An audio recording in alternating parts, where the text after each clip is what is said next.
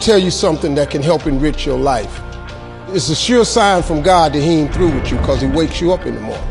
When he's done, you won't wake up no more.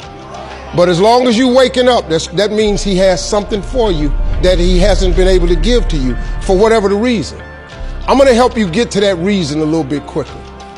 I want to tell you something that I learned that changed my life. I was reading a book one time that had a quote in there from Albert Einstein. And Albert Einstein said, "Imagination is everything.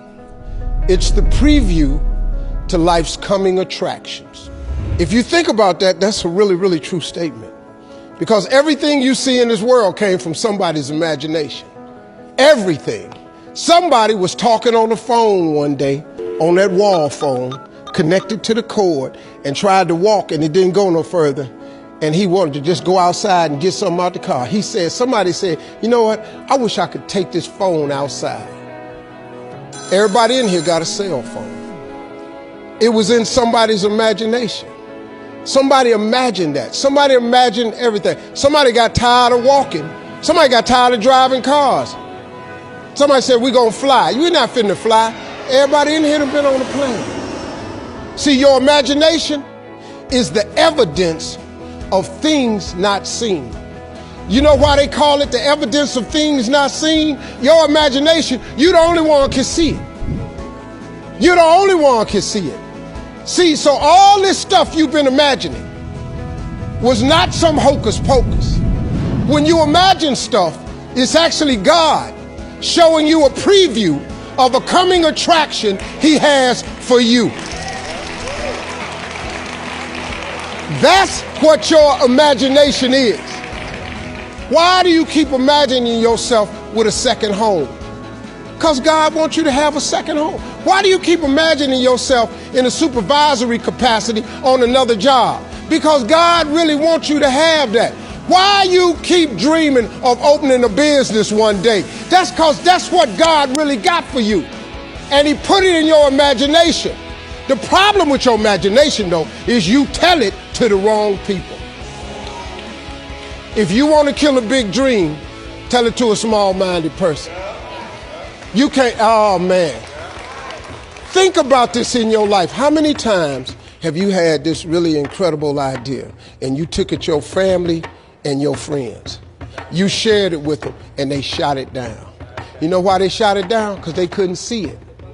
Because God didn't put it in their imagination. He put it in yours. It was your evidence of things not seen.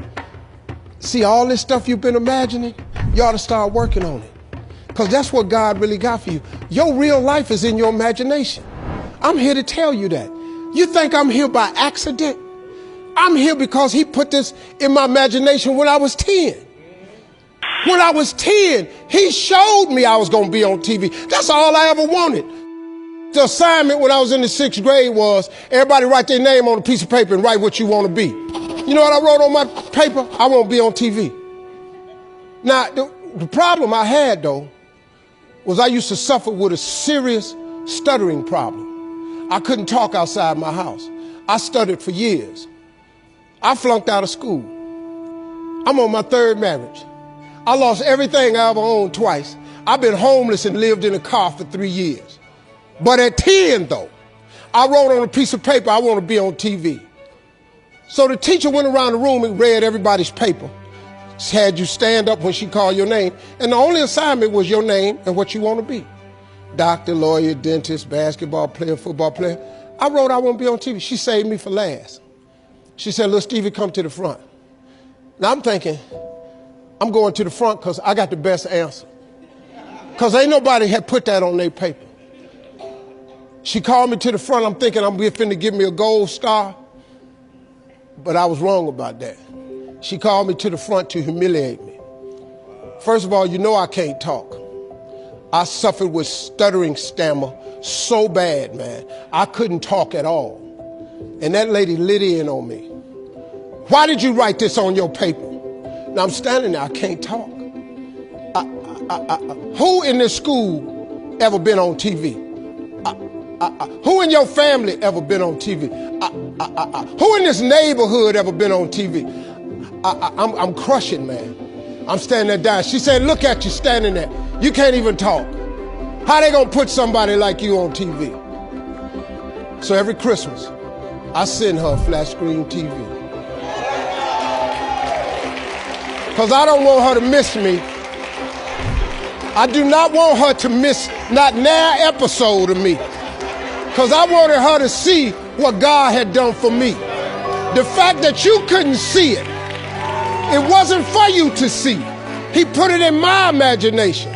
But after 3 years of homelessness, losing everything I ever owned twice, suffering through flunking out of school, go home and cut your TV on.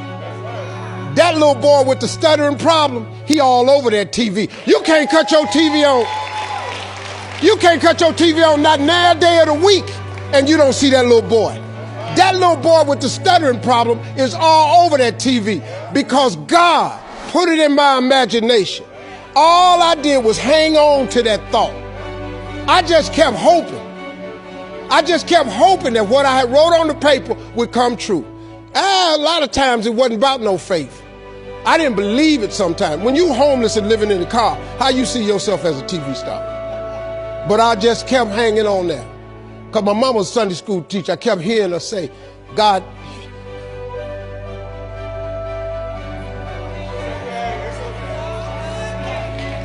God didn't bring you this far to leave you. God didn't bring you this far to leave you. Why do you think he keeps waking you up? Because he got more for you. He got way more for you. He got plans for you. But he needs your faith.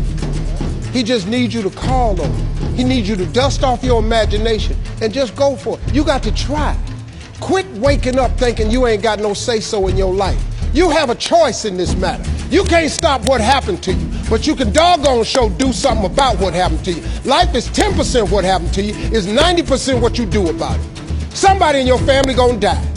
Somebody in here gonna get fired. Somebody here gonna get an eviction notice. Somebody gonna get laid off. Somebody company gonna close. That's life. Somebody you love gonna break up with you. That's life. But what you gonna do about it though? Since it's gonna happen anyway. Trust me, go home and ask God to open up your imagination and then pursue it with everything in you and watch what he do for you. Appreciate y'all.